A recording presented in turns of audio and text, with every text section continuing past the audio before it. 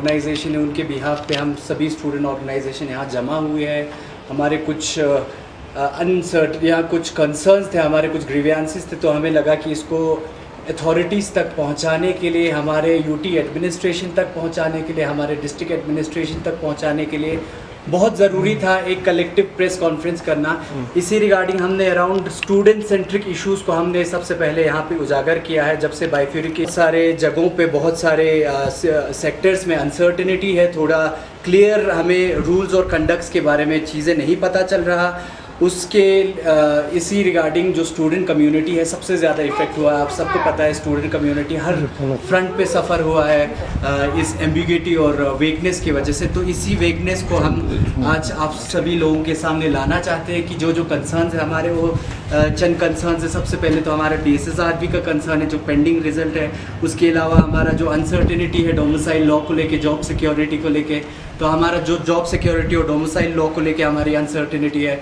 एक बहुत बड़ा एक एंटी यूथ, हमारा एंटी लद्दाख एंटी यूथ, एक लद्दाख की यूथ के साथ एक नाइंसाफ़ी हो रही है जम्मू कश्मीर के बैंक के रिक्रूटमेंट के रिलेटेड, उसको लेके हम आज आप लोगों के सामने आए हैं।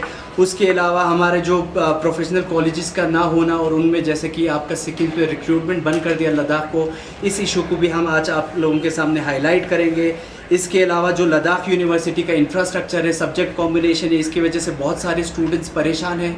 और जो एडॉक जिनके टीचिंग स्टाफ का जो रिक्रूटमेंट होना था, जिसे एकेडमिक अरेंजमेंट के नाम से ये लोगों के सामने लाया गया, उसके रिलेटेड हम आप सभी के सामने चंद ये पॉइंट्स रखेंगे। बाकी जो जम्मू के स्टूडेंट्स, जम्मू कश्मीर के स्टूडेंट्स, हमारे लद्दाख के स्टूडेंट्स को जम्मू कश्मीर के कॉलेजेस में PG लेवल पे हर डिपार्टमेंट में एक ये रिजर्वेशन मिलता था, वो रिजर्वेशन भी हमारे हाथ से चला गया है। जो PG लेवल के स्टूडेंट्स हैं, PG लेवल के हमारे ये जो तालिब इल्म है, उनको इस पे भी बहुत तकलीफ़ होगी जो रिजर्वेशन रिवोक किया इसकी वजह से।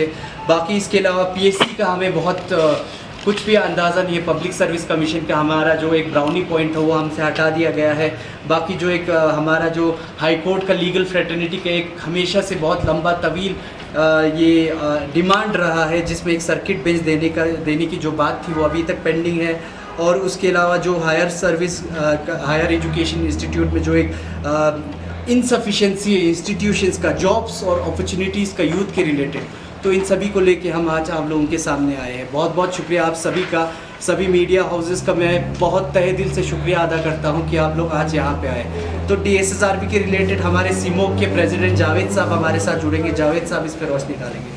अस्सलाम वालेकुम। जैसे कि हमारे दहलीग के प्रेसिडेंट ने बता दिया, जो हमारे मेन इश्यूज़ थे उसमें से एक जो इशू है वो DSSRB के रिजल्ट्स का है। हम सब बखूबी जानते हैं अक्टूबर-नवंबर 2019 में इसके रिक्वायरमेंट्स के एग्ज़ाम हुए थे वेरियस पोस्ट्स को लेके।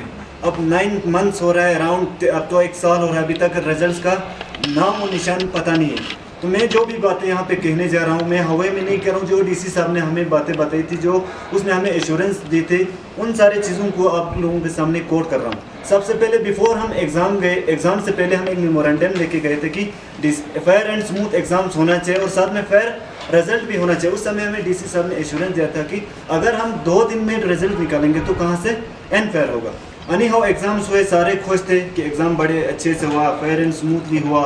तो उसके बाद रिजल्ट्स आने का कोई नाम नहीं ले रहे थे। हम गए DC साहब से मिलने के लिए विंटर में, कहा अभी जो टीचिंग स्टाफ से वो छुट्टी पे गए हुए हैं, तो चेकिंग करने के लिए हमें मुश्किलात आ रहे हैं। जब वो आएंगे हम चेकिंग करके जल्द से जल्द आपके रिजल्ट को डिक्लेयर करेंगे। हम वेट के रिजल्ट्स का फिर से नहीं निकला। फिर हम गए, कहा रिजल्ट जो है अभी इश्यूज चेकिंग हो रहा है और एक ऐसी जगह पे चेकिंग हो रहा है जहां मैं खुद नहीं जाता हूं। जब रिजल्ट डिक्लेयर मतलब पूरा प्रोसेस खत्म होगा, विदिन 20 डेज या विदिन 1 मंथ आपको डिक्लेयर किया जाए। हमने फिर से वेट किया, फिर हमने पूरा एक मास गैदरिंग का प्लान किया। तो हमने जितने भी DSSRB के एस्पिरेंट्स थे उन सबको बुलाए। उस समय फिर हम गए DC साहब के पास मिलने के लिए लास्ट टाइम, तो कहा आपका जो है पूरा प्रोसेस जो है वो हो चुका है, चेकिंग हो चुका है, खाली लिस्टिंग करना है। 15 मार्च तक आपका जो रिजल्ट है वो डिक्लेयर किया जाएगा। और हमने मीडिया के सामने आके ये बात बता भी दिया कि 15 मार्च के बाद आपका रिजल्ट जो भी आंसर की 1 बाय 1 डिक्लेयर किया जाएगा। आज 9 महीने से ज़्यादा हो रहा है, जबकि डीसी साहब के हिसाब से 15 मार्च से 20 मार्च तक हमने वेट भी किया कि कहीं भी चलो 1-2 दिन लगेगा, लेकिन अभी तक रिजल्ट नहीं आ रहे। हम जानना चाहते हैं, जब आपका पेपर चेकिंग हुआ है, सारा तैयार है दूसरे, तो क्यों नहीं रिजल्ट निकल रहे हैं? जबकि शायद रिसेंटली जेई के कैजुअल जो है पोस्ट को खुद ने मतलब ऑफिस में इंटरव्यू हुआ है उनका, खुद का जब रिक्वायरमेंट्स हुआ है, जब वो कर सकते, तो ये रिजल्ट खाली रिजल्ट निकलना है, अभी तक क्यों नहीं निकल रहे?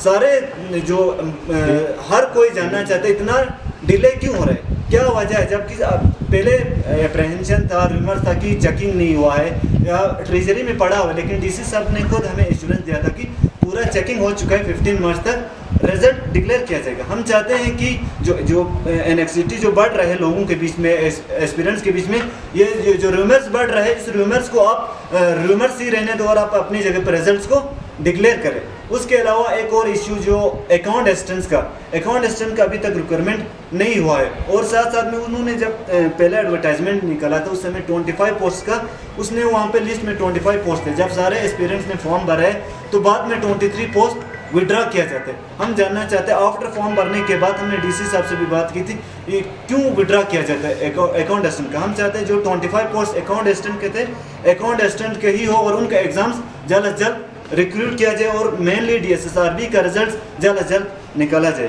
Thank you. बहुत बहुत शुक्रिया जावेद साहब।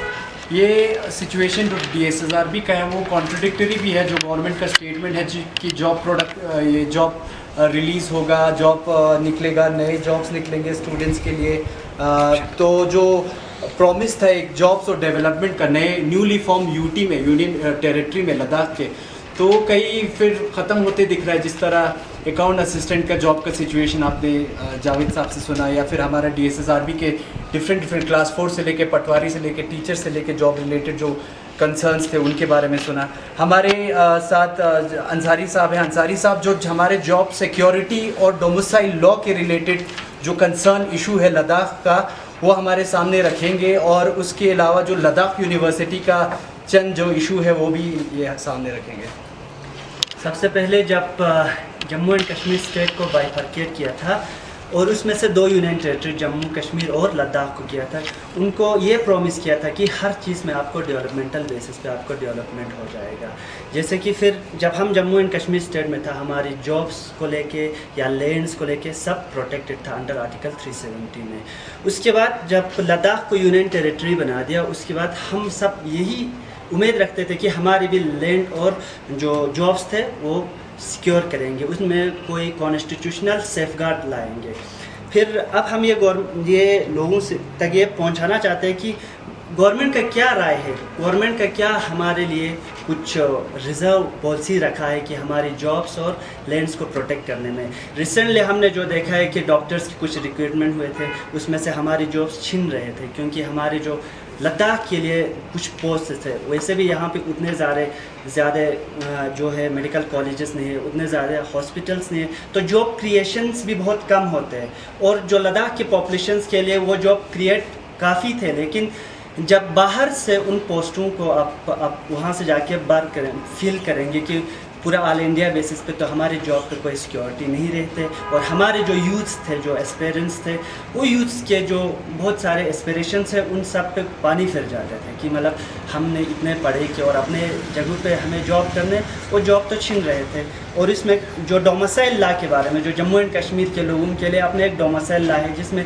अभी कोई भी जॉब निकलते हैं वो लोग अपना डोमिसाइल सर्टिफिकेट मांगते हैं कि जम्मू एंड कश्मीर का है। तो लद्दाख के लिए अभी तक कोई जॉब प्रोटेक्शन नहीं है, और लद्दाख के लिए ना कोई डोमिसाइल लॉ नहीं है, ना हमारी लैंड प्रोटेक्टेड है और ना हमारी जॉब्स प्रोटेक्टेड है। और उसके साथ साथ जो मैं कहना चाहता हूँ कि हायर एजुकेशन के जो लद्दाख यूनिवर्सिटी है, जिसमें हम BSc से लेकर PG लेवल तक की कोर्सेज थे बहुत सारे, उसमें बिल्कुल ज़ीरो इंफ्रास्ट्रक्चर है। जो लद्दाख यूनिवर्सिटी है अभी उसका ऑफिस कहीं ये स्टिलेट कैंपस में रखा है जम्मू कश्मीर यूनिवर्सिटी के, और उसमें अभी इंफ्रास्ट्रक्चर का कोई प्लान नहीं है, अभी कोई उसका बनाने का कोई प्लान या कोई फ़ंड एलोकेट नहीं किया हुआ है।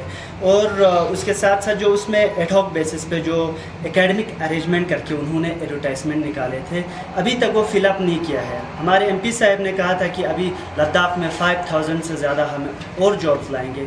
जब तक ये जो ऑलरेडी जॉब्स है वो लोग उनके कोई ये नहीं हुआ है, रिजल्ट नहीं हुआ है, उनका कोई रिक्रूटमेंट अभी कंप्लीट नहीं हुआ है, तो आगे के 5000 का प्रॉमिस का हम अब क्या बोलेंगे उनके लिए कि मतलब कोई प्रॉमिस तो किया है लेकिन कोई जॉब अभी तक वो लोग पेंडिंग जॉब्स है उनको बिल्कुल नहीं किया। और उसका जो पुअर इंफ्रास्ट्रक्चर है, ना कोई क्लासरूम है उनके लिए कोई नया बनाया हुआ है। जब तक वहाँ पे अच्छी तरह से इंफ्रास्ट्रक्चर नहीं बनेंगे तब तक स्टूडेंट कहाँ जाके पढ़ेंगे।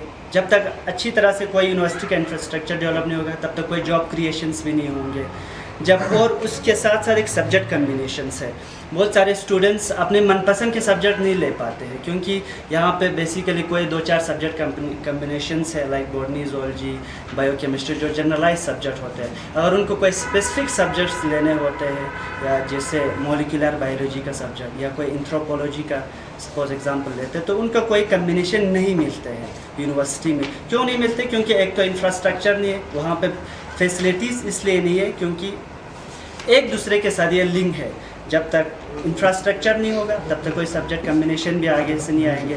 जब सब्जेक्ट कम्बिनेशन नहीं आएंगे तब तक कोई स्टूडेंट नहीं आएंगे, तो जॉब क्रिएशन भी बिल्कुल भी नहीं होंगे। तो हमारे जो एस्पिरेंट्स है, यूथ्स है, जिन्होंने एक स्पेसिफिक डिग्री किया हुआ है अपने पर्टिकुलर सब्जेक्ट के लिए करते, जैसे मास्टर डिग्री किया हुआ है, किसी ने माइक्रोबायोलॉजी में किया हुआ, उसके लिए कोई जॉब क्रिएशन का कोई मौका ही नहीं मिलते हैं। और उसके साथ साथ जितने भी कॉलेजेस है लद्दाख यूनिवर्सिटी के अंदर, और कॉलेजेस में भी बीएससी में भी कुछ माइन्यूट सी सब्जेक्ट कम्बिनेशंस है। बिल्कुल अगर कोई वास्ट कम्बिनेशन नहीं है कि बच्चा अपने स्टूडेंट्स अपने मनपसंद का सब्जेक्ट बिल्कुल नहीं ले पा रहे क्योंकि वहाँ सब्जेक्ट कम्बिनेशन नहीं है। अगर और उसके साथ और बहुत सारे उसमें और डिस्क्रिपेंसीज भी है। Thank you. बहुत बहुत शुक्रिया अंसारी साहब।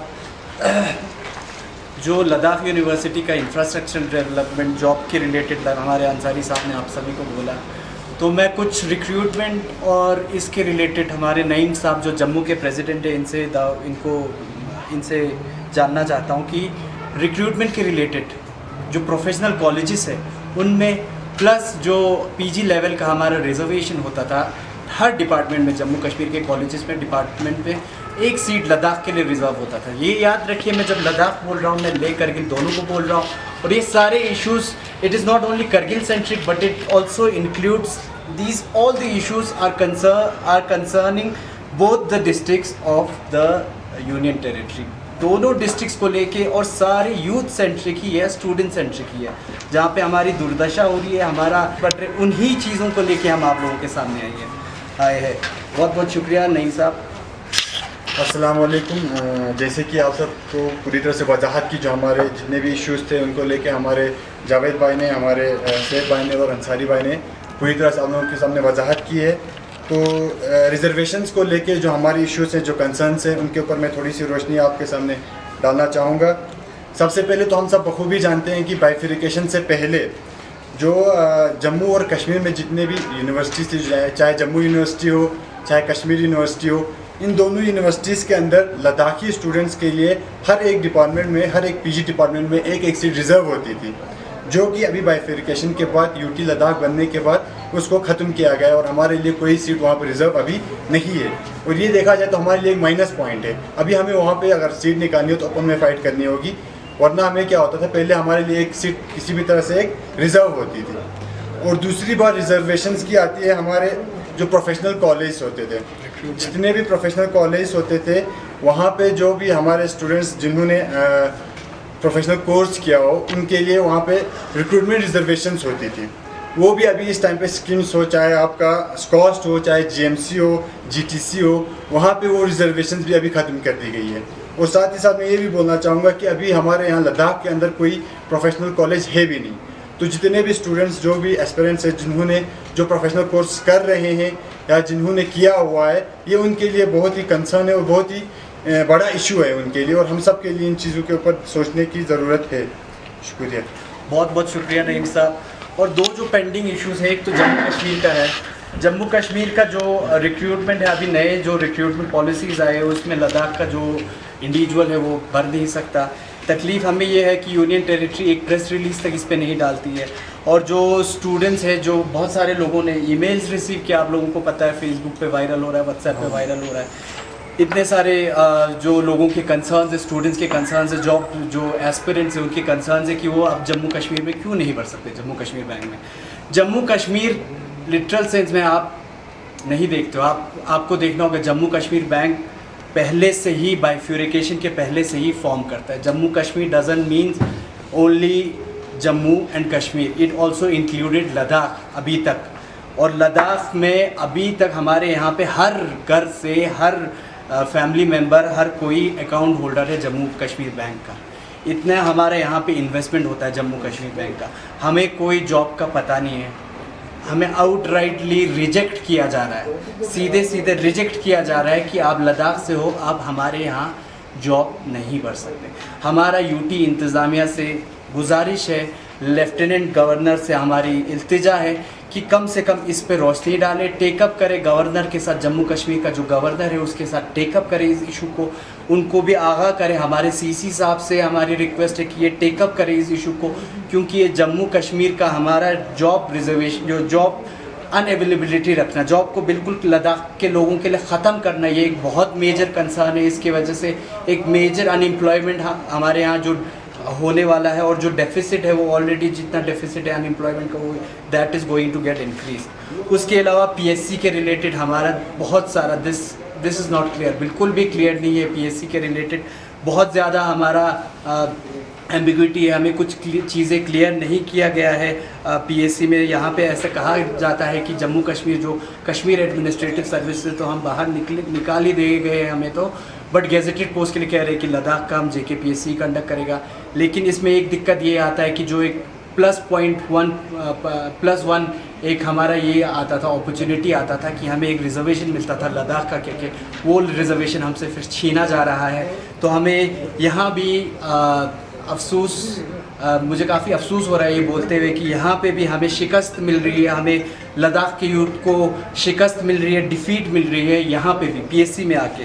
बाकी हमारे यहाँ अलग करने के बाद due to unavailability of institutions, mirror institution ना होने की वजह से, सिस्टर इंस्टीट्यूशंस ना होने की वजह से यहाँ पे जर्नल मास में बहुत ज़्यादा कंसर्न है, बहुत स्ट्रेन है। और ये आप लोगों को स्टूडेंट्स के ज़रिए ही पता चल रहा है, स्टूडेंट्स कम्युनिटी ही आगे आई है, क्योंकि हमें लगता है कि ये हमारा फ़र्ज़ है। हम कहीं बाहर से आए, हम यहाँ पे आए, हम अपने कौम को तरक्की करते हुए देखना चाहते हैं। हमारे यहाँ हाई कोर्ट का इशू है, हाई कोर्ट का सर्किट बेंच का इतना लॉन्ग पेंडिंग डिमांड है, वो हमें आज तक नहीं दिया गया है। हमें समझ नहीं आता कि हम किस किस से इल्तिजा करें, किस किस चीज़ पे इल्तिजा करें।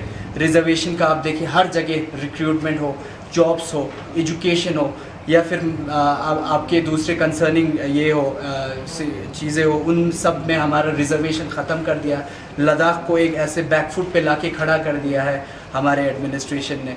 अब job security with in Ladakh itself, हमें जॉब सिक्योरिटी का पता नहीं है। तो ये चीज़ें हम जर्नल मास तक लेके आना चाहते हैं, जर्नल मास को ये बताना चाहते हैं कि इन चीज़ों से कितनी तकलीफ़ हो रही है। यूटी एडमिनिस्ट्रेशन से हमारी ख़ास इल्तिजा है, गवर्नर साहब से ख़ास इल्तिजा है कि इन चीज़ों पर एक क्लियर हमें मैसेज दे। हमें डिस्क्रिमिनेशन जो हमें फेस हो रहा है फ़िलहाल बाइफ्यूरिकेशन के बाद से, कोई भी खुशी तो मुझे नहीं लगता किसी को है, जब चंद ही लोगों को छोड़ के जो नाचते गाते हैं उनको छोड़ के खुशी तो बिल्कुल किसी को नहीं है। और इसी के रिलेटेड हम कंसर्न है, यूथ खासकर कंसर्न है, मेरी हमारे लेह के यूथ से भी रिक्वेस्ट है कि वो इस चीज़ को टेकअप करें, इस चीज़ को आगे लेके आए। बिकॉज कल को सफ़र होगा तो Ladakh, the whole Ladakh is going to get suffered, ना कि सिर्फ करगिल सफ़र होगा बल्कि पूरा लद्दाख सफ़र होगा। एक जो हमारे दिन ब दिन एक डिस्क्रिपेंसीज लोगों में, एक इनसिक्योरिटी बढ़ते जा रहा है, this will lead to difficult situation for the administration itself in the future। तो हम चाहते हैं कि for the smooth functioning of administration, जो हमारे लोग हैं, जो हमारे जर्नल मास है, उनसे भी हमारी अपील है कि इन चीज़ों को एडमिनिस्ट्रेशन तक लाए और इन चीज़ों पे क्वेश्चन पूछे, इन चीज़ों पे सवाल पूछे। हम चाहते हैं कि ये चीज़ें जल्द से जल्द सॉर्ट आउट हो जाए, ताकि कम से कम जो लद्दाख के स्टूडेंट्स हैं उनको थोड़ी बहुत रिलैक्सेशन मिले। इसके अलावा एक पेंडिंग, जो कल मैंने एक न्यूज़ रिपोर्ट देखा कि यहाँ हमारे कॉन्ट्रैक्टर फ्रेटर्निटी में पेंडिंग लाइबिलिटीज़ है 200 करोड़ रुपीज़। उसके साथ साथ स्टूडेंट यूनियंस ने जिन्होंने इवैक्यूएट किया, चाहे चंडीगढ़ का हो, जम्मू का हो, श्रीनगर का हो, दिल्ली का हो, इनके भी लाइबिलिटीज़ है, इनको भी कवर कीजिए। हमारे इतने सारे पैसे हमने दे के आए, हमें प्रॉमिस किया था कि आपको पैसे वापस करेंगे, अभी तक हमें पैसे वापस करने की कोई जिक्र तक नहीं की है। तो ये तो खासा, ये तो हमारा पर्सनल मसला है, बट जो मसले, जो चीज़ें हमने आज आप लोगों के सामने हाईलाइट की है, that is a collective concern of all the students of Ladakh, collective concerns of all the people of Ladakh. और मैं चाहता हूँ कि हमारे जितने भी लोग हैं इस चीज़ को आगे लाएं। बहुत बहुत शुक्रिया आप सभी का यहाँ पे आने के लिए। हम आपका शुक्रगुजार है कि लद्दाख का जो मीडिया फ्रेटर्निटी है वो हमारे चीज़ों को, हमारे इन इश्यूज़ को कवर करने के लिए आए।